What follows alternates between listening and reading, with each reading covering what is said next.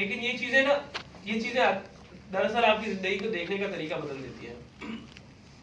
موسیٰ علیہ السلام جو ہے وہ ایک بار اللہ تعالیٰ سے کلام کرنے کے لیے جا رہے تھے, اور کیونکہ موسیٰ علیہ السلام کو آپ کو پتہ ہے کہ وہ کلیم اللہ ہے اور براہ راست کلام کرتے تھے, آواز سنتے تھے, بیچ میں کوئی فرشتہ نہیں تھا.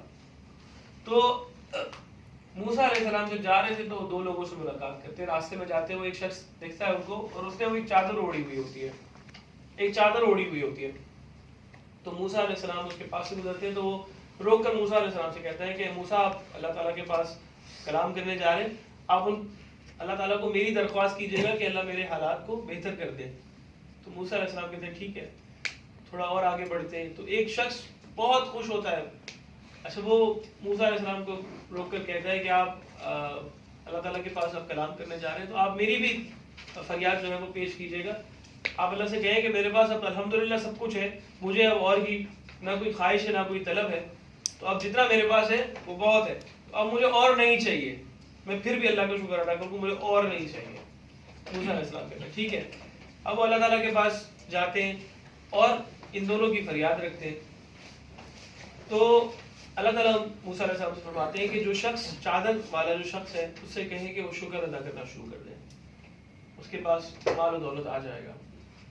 اور جو شخص جس کے پاس بہت کچھ ہے اس سے کہیں کہ شکر ادا کرنا چھوڑ دے, اس کے پاس جو ہے وہ بھی ختم ہو جائے گا اور جو ہے اتنا باقی رہے گا اور اس کو اور نہیں ملے گا.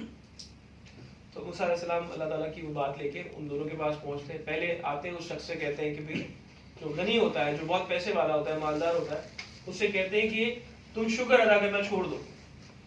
تو کہتا ہے موسیٰ آپ کی کیسی بات کر رہے ہیں, میرے پاس ایک شکر ہی تو ہے جو میں کر سکتا ہوں اللہ کا, اور کیا ہے میرے پاس, اور کوئی چیز نہیں میرے پاس, تو میں شکر ادا تو کرنا نہیں چھوڑ سکتا.